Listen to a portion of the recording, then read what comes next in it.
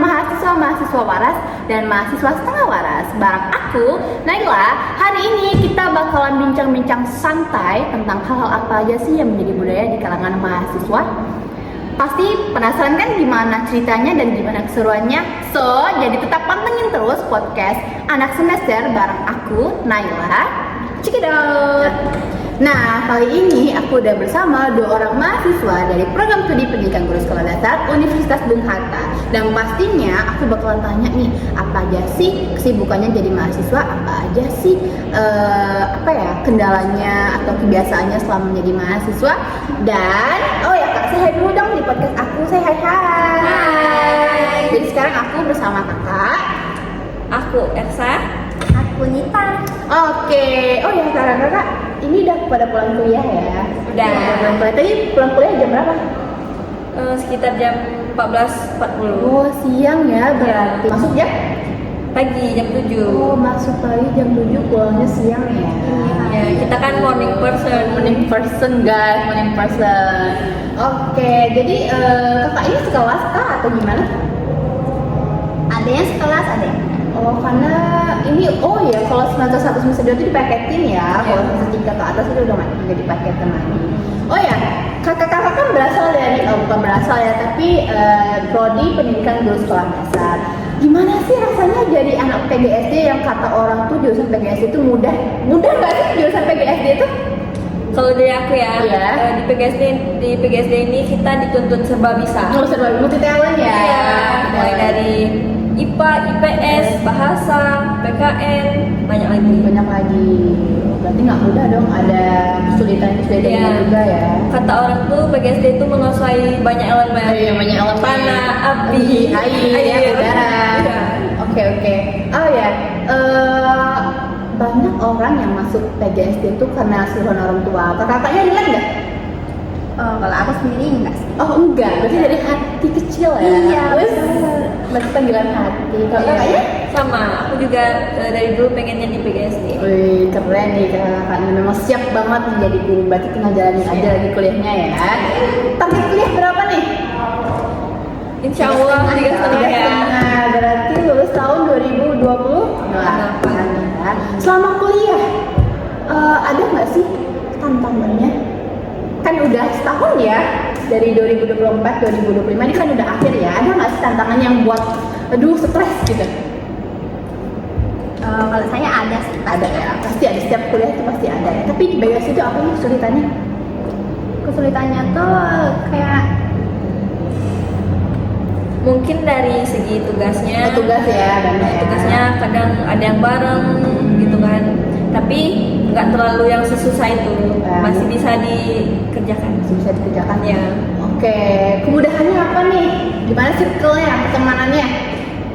Kalau pertemanannya, Orang-orangnya, kawan-kawan di kampus, kalau pertemanannya asik-asik aja lah ya. asik aja lah ya. Kalau kita nemuin yang emang sefrekuensi, Bakal seru jadinya kan, bakal jadi senang. jadi kuliahnya jadi nggak kerasa juga.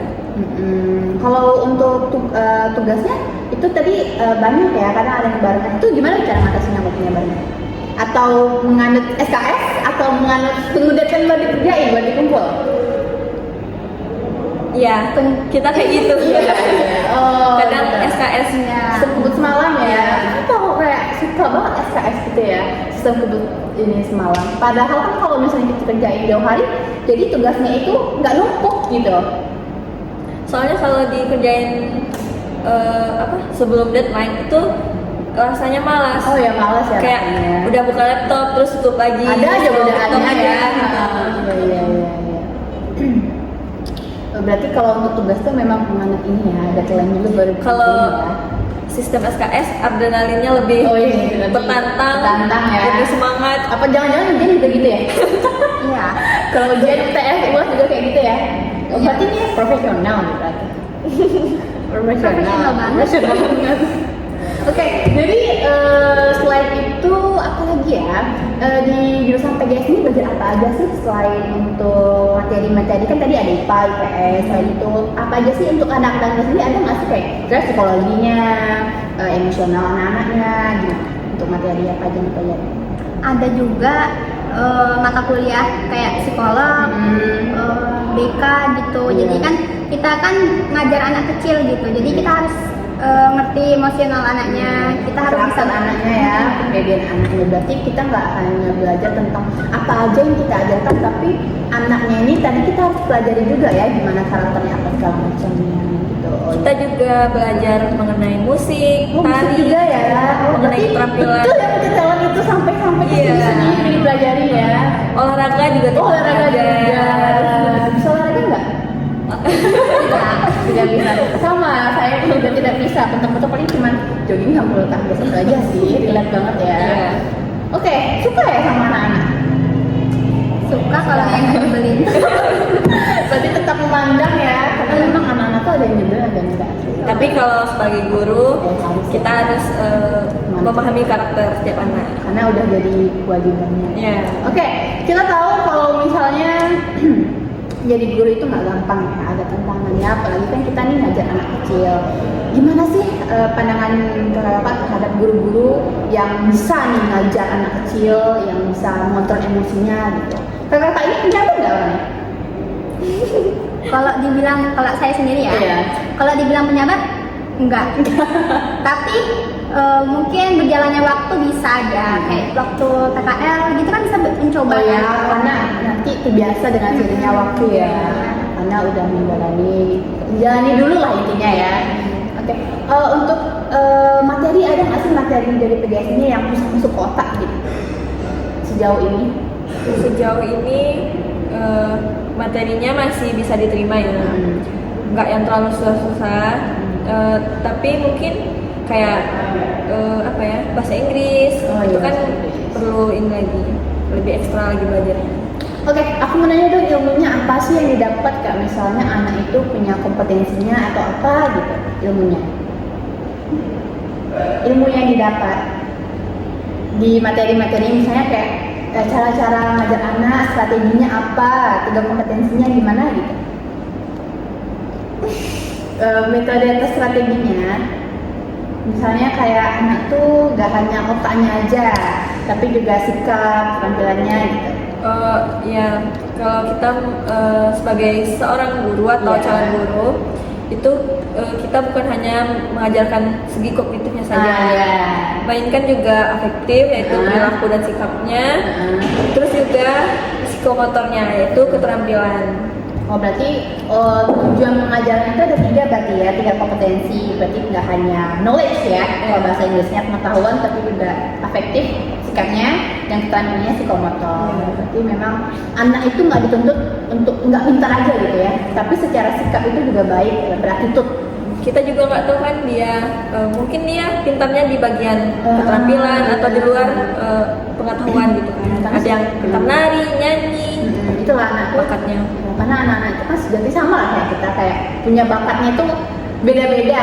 Anak-anak apalagi itu beda-beda ininya, sikapnya, bakat dan minatnya. Oke. Terus selama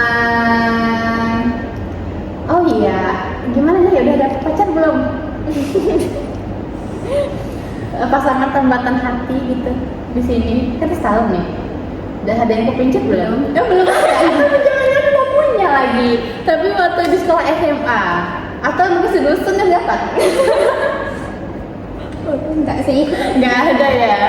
Ini Nggak. memang nggak minat nyari atau memang nggak ada yang kepincut hatinya?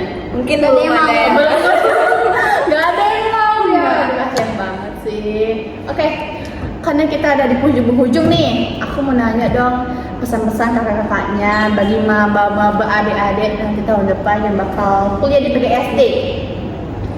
Jadi kalau dari aku untuk mahasiswa-mahasiswa atau adik-adik yang rencananya nih pengen masuk ke PGSD, kalau menurut aku ya di PGSD itu seru dan kita belajar banyak hal, banyak ilmu. Dan bagi kalian yang suka anak-anak, aku rekomendasi. Tuh, bagi kalian yang suka-suka anak-anak apapun itu ya. Pokoknya anak-anak wajib cobain, bukan cobain tapi ambillah PGSD karena sejatinya guru itu adalah profesi yang mulia, guys. Selain itu, jangan takut untuk masuk PGSD karena di PGSD kalian nanti belajarnya menyenangkan. ya kan? Jadi sambil nyanyi, sambil apa lagi tuh? Nanti kalian Kita tambah sering ice breaking. Nah, ya ice breaking. Tolong dong, coba praktek ice breaking nggak tahu. Ice breaking nggak tahu. Aku Next kepo time nih. ya. Next time, oh next time ya. Nanti kita bakal lagi undang ke kakaknya supaya kita tahu ice breaking apa aja sih, ice breaking mereka apa aja sih yang ada di PGSD yang nggak ada di prodi lain ya, PGSD. Nah, kayak selain itu kasih dong tips and trick bagi bapak-bapak kalau misalnya tugas atau harus ngadep sama kakak-kakaknya tunggu deadline baru ngumpul atau gimana, atau nggak usah kayak gitu sebenarnya salah. Oh, nggak usah ikutin kating-kating kayak kami ya. Oh, nggak usah guys, ternyata itu salah. Iya, soalnya kadang kalau waktu makan jadi tertunda gara-gara tugas yang ditunggu-tunggu. Iya, karena marak banget berita ya sekarang, berita terbaru tentang Ya, mahasiswa yang wafat di kos ya, itu sih Karena betul. asam lambung. GERD itu kena tugas tuh guys, sekarang kena tugas numpuk tuh jadi kayak gitu, jadi makan tuh tetap nomor 1. Ya. Oke, jadi itu aja sekian. Tolong satu kata untuk ini jurusan PGSD. Satu kata, Saya? satu kalimat boleh, satu kata boleh. Seru. Seru tuh guys, seru kan? Lihat nih wajah-wajah kakak-kakaknya cantik dan bahagia semuanya. Terus kakaknya apa? Kalau dari aku PGSD itu hebat. Oh hebat, wow hebat sekali. Nah bagi kalian yang pengen banget masuk jurusan PGSD bisa banget kalian masuk, karena sejatinya memang jurusan PGSD ini selain prospek kerjanya, karena gini loh guys, SD di Indonesia itu banyak, jadi prospek kerjanya juga luas kan ya, karena SD apalagi satu kecamatan tuh berapa ya? Satu desa, satu Nah, SD. satu desanya banyak SD-nya gitu ya.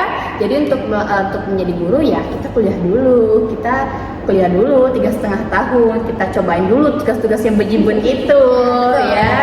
Oke, makasih banget ya kakak hari ini udah bersedia banget aku minta ilmunya, wawancara. Nanti kalau aku undang lagi mau ya kita sharing-sharing lagi di podcast ini bareng aku. Oke, jadi usai sudah podcast kita hari ini, dan kalian jangan lupa pantengin terus podcast aku supaya kita lebih tahu dan lebih banyak tahu mengenai kehidupan mahasiswa. Jadi aku akhiri podcast hari ini, so hidupin subscribernya, notifikasinya, dan tetap sehat selalu. Bye bye semua. Bye.